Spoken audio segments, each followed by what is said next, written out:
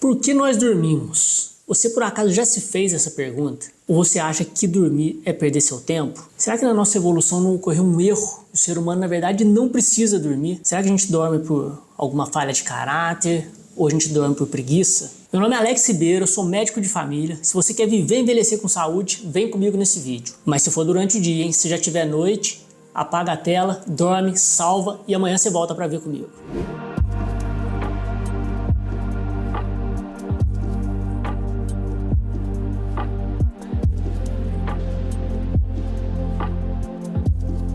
Se você é uma das pessoas que acredita nessas perguntas que eu trouxe no começo, queria te falar que apesar de toda a campanha feita, principalmente nos setores de empreendedorismo, de negócios, não se cabe mais essa discussão. Aquela frase que muitas pessoas que estão produzindo, que estão trabalhando, batem no peito cheio de orgulho para falar: não vou descansar agora, depois que eu morrer eu descanso, ou enquanto os outros dormem eu trabalho, já foi um sinal de sucesso. Hoje em dia a gente sabe que não, que a pessoa está cavando um caminho que não vai terminar bem. E digo mais, não seria exagero nenhum se eu te perguntasse: você acha que tem alguma função do seu organismo que não sofre influência do sono? O sono insuficiente já foi comprovadamente associado à alteração dos níveis de açúcar do sangue, aumento da incidência de depressão, de ansiedade e até da taxa de suicídios, prejuízo no sistema imunológico e pode até dobrar o risco de câncer, danos no sistema cardiovascular, aumento da chance de aterosclerose e, consequentemente, de infartos e derrames, dificuldade de perda de peso, maior risco de acidente automobilístico, prejuízos da memória e da atenção, que pode influenciar no surgimento de demências, como a doença de Alzheimer, e ainda diminui a expectativa de vida. Então aquela frase de que enquanto os outros dormem, eu trabalho, não é uma linha para o sucesso. E sim, você pode estar perdendo a sua saúde, buscando um suposto sucesso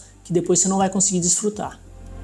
Meu objetivo nesse vídeo hoje é mostrar para vocês como é o sono ideal e trazer algumas dicas práticas para que você consiga alcançar esse sono. Mas antes, eu preciso entrar nos detalhes sobre a regulação dos ciclos de sono. Bom, nosso sono é regulado por dois sistemas principais. O primeiro deles é o ciclo circadiano. Esse ciclo é o ritmo normal de funcionamento do nosso corpo durante o dia. Não se trata só do sono, mas de como todas as suas funções vitais são estimuladas ou desestimuladas em certos períodos. Pressão arterial, frequência cardíaca, facilidade de digestão, facilidade de concentração, tudo isso é regulado dentro desse ciclo circadiano. E a principal pista para deixar esse ciclo alinhado com o dia e com a noite é exatamente a luz. Mas ela não é o único. A maneira como você come, o horário que você acordou, os exercícios físicos que você faz, estímulos de temperatura, de estresse, tudo isso dão pistas extras para somar na regulação do ciclo circadiano. Um dos principais sinalizadores do ciclo circadiano é a melatonina. A melatonina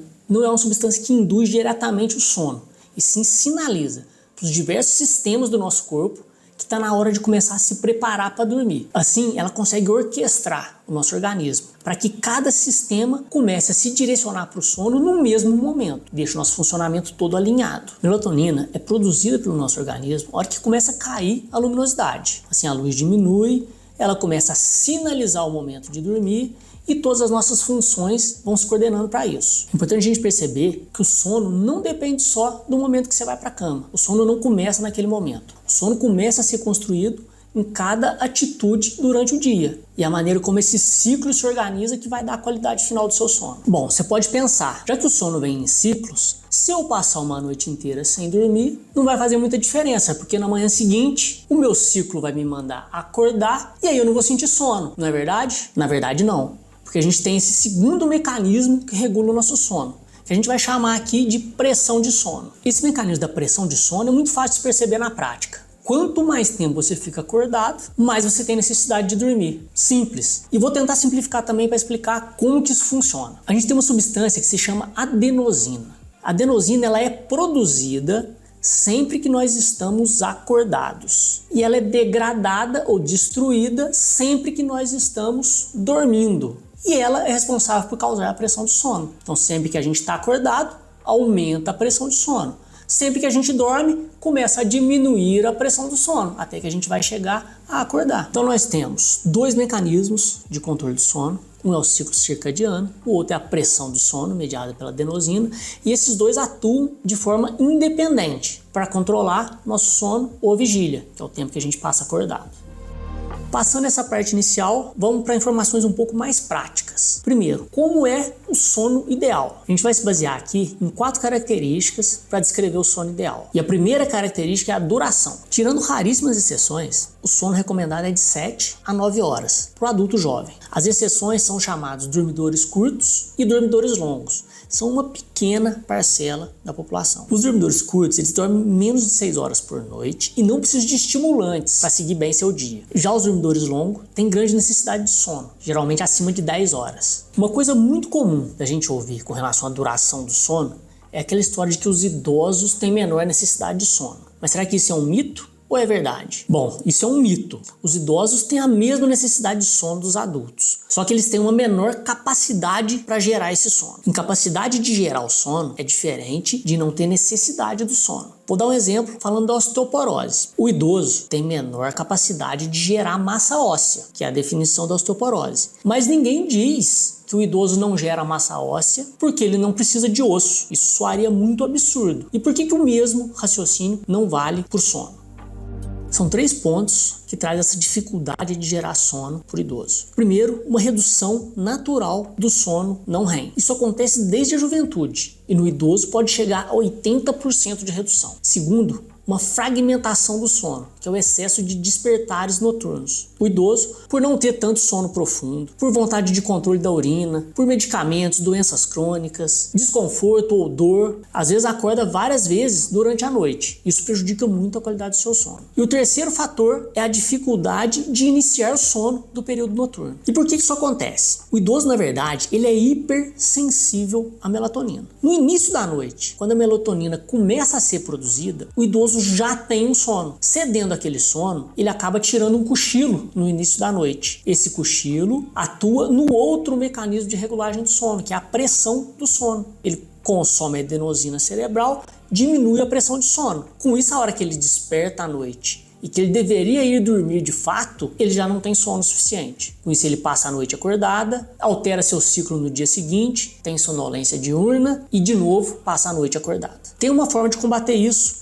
que é um pouco diferente da recomendação que geralmente a gente escuta. Como o idoso é hipersensível à melatonina, que vai ser produzida logo que a luminosidade baixa, uma opção que a gente tem é praticar atividade física se expondo à luz do dia nesses horários finais da tarde. Com isso, você empurra a produção de melatonina mais um pouco adiante para a noite. Ele atrasa um pouco seu início de sono, não tem aquele cochilo do início da noite e muitas vezes só isso já resolve o problema de insônia do idoso. É claro que a insônia é um problema muito mais complexo. Eu trouxe esse caso aqui porque ele eu vejo com bastante frequência, seja no consultório ou no teleatendimento. E uma mudança simples traz um grande impacto na vida das pessoas. Mas no seu caso, pode precisar de uma avaliação profissional. A segunda característica importante de se avaliar são os turnos. Hoje em dia, na maioria dos locais, a gente tem o sono em um turno só. A gente tem um grande turno de sono à noite. Mas nem sempre foi assim. E ainda existem comunidades mais tradicionais em que o sono acontece em 2 turnos, sendo uma soneca curta no período da tarde, mais o sono longo à noite. Existem evidências de estudos populacionais de que esse sono é o sono mais saudável e o sono capaz de te entregar maior longevidade. É o sono mais comum nas Blue Zones. As Blue Zones são zonas do mundo onde as pessoas atingem maior longevidade e que envelhecem com bastante saúde. Na maioria dessas zonas, o sono é bifásico. Tem várias características curiosas das Blue Zones e eu tenho outro vídeo que eu já falei um pouco mais sobre elas. Vou deixar aqui no card, clica e assiste. Terceira característica é o momento. O momento do sono ideal é o momento noturno,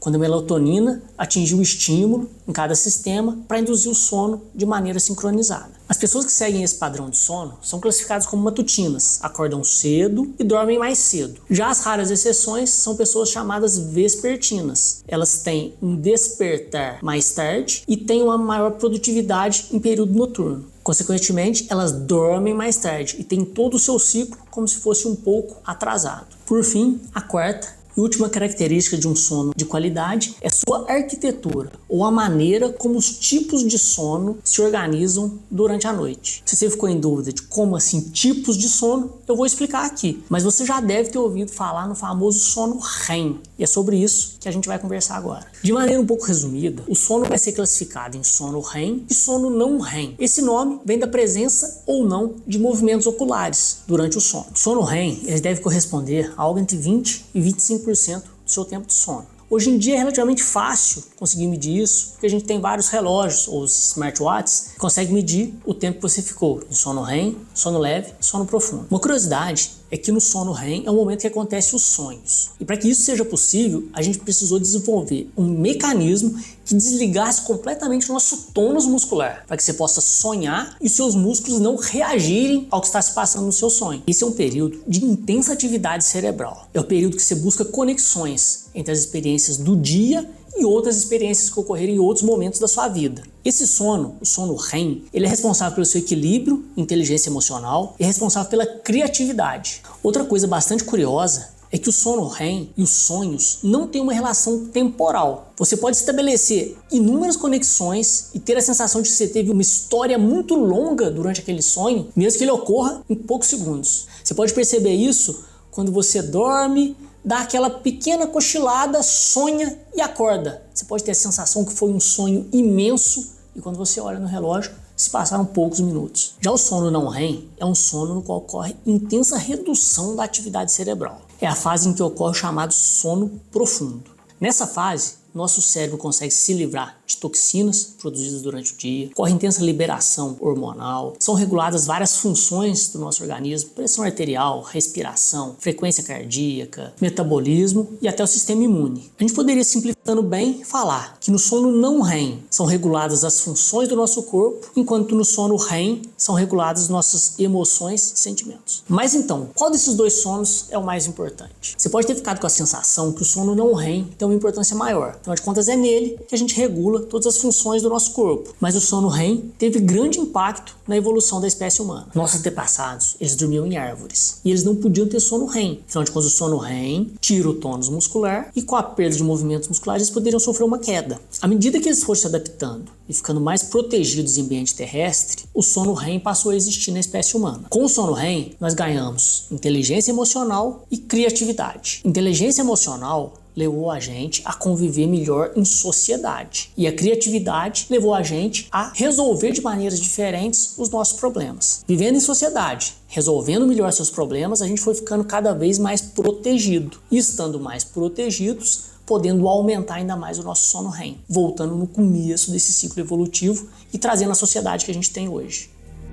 Agora você já sabe como é o sono ideal, mas como você vai avaliar o seu sono? Como é que você vai saber se ele está tendo a qualidade que você precisa? Existem várias escalas que podem ser usadas tanto por pacientes quanto por profissionais para avaliar a qualidade do sono. Aqui eu quis trazer algumas perguntas de ordem mais prática que vai te ajudar a ver se você está ou não dormindo da maneira que precisava. Primeiro, após acordar, você consegue voltar a dormir ainda no período da manhã? Segundo, você consegue ser produtivo no período da manhã sem precisar usar nenhum tipo de estimulante, como a cafeína, por exemplo? Terceiro, se o seu despertador não tocar, você acorda muito mais tarde do que o horário planejado? Ou nos finais de semana, se acorda muito mais tarde do que durante a semana? Quarto, durante uma leitura, você precisa reler várias vezes um parágrafo para depois perceber que você não estava entendendo algo que era relativamente simples? E quinto, dirigindo, você se perde ou esquece o caminho que você deveria pegar até o seu destino? Ou não se lembra de um caminho que acabou de passar? Essas perguntas, elas não são uma escala, elas não têm uma pontuação.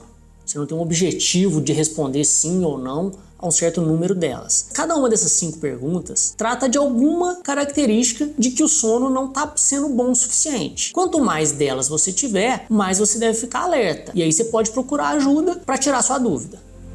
Mas se você chegar à conclusão que o seu sono não está sendo um sono de qualidade, qual que é a primeira opção de tratamento? Remédio ou mudanças de comportamentos? Bom, vamos lá. Os remédios, o primeiro ponto que a gente tem que falar sobre eles é que eles não têm uma boa eficácia em induzir sono. Eles têm um efeito discreto. Além disso, eles são carregados de efeitos colaterais. Enquanto o sono fisiológico melhora e sedimenta a memória, os remédios para dormir prejudicam a memória. Além disso, eles geram dependência, eles geram um efeito de tolerância de dose, ou seja, cada vez você vai precisar de uma dose maior daquele medicamento e ele não vai conseguir te dar um ciclo de sono saudável. Nenhum medicamento desenvolvido até hoje é capaz de reproduzir o ciclo natural de sono. Além disso, esses remédios são degradados muito lentamente. Eles podem te dar sonolência diurna, aumentar seu seu risco de acidentes e nos idosos pode aumentar muito a possibilidade de queda. Uma substância que tem sido muito usada e que muitos alegam que é uma substância natural, então que não teria tantos problemas, é a melatonina. A melatonina não é um remédio para dormir, ela é um sinalizador que a gente produz para que o nosso corpo comece a se preparar para o período de sono, como eu já expliquei lá atrás. Você pode pensar, então usar melatonina, ok, ótimo, estão resolvidos os nossos problemas, vai ter um sono natural. Na verdade, não. Na verdade, quando a gente usa melatonina sem ter a mudança dos hábitos durante o dia, é como se a gente tivesse a cada dia gerando um problema para no final do dia recorrer à melatonina para tentar corrigir. E no dia seguinte, gerando o mesmo problema novamente. A primeira opção para o tratamento de distúrbios do sono são as medidas de higiene do sono. E eu vou falar um pouco sobre elas para vocês. Eu resumi aqui em 8 dicas as técnicas de higiene do sono que pode fazer dormir melhor. Primeiro ponto, tem horários fixos para dormir e para acordar, inclusive nos finais de semana. Segundo, pratique exercícios físicos diariamente e pelo menos 3 horas antes do seu horário de dormir. Terceiro, procure se expor à luz solar durante o dia. Evite cafeína pelo menos 6 horas antes do horário de se deitar e evite refeições pesadas ou líquidos em excesso no período da noite.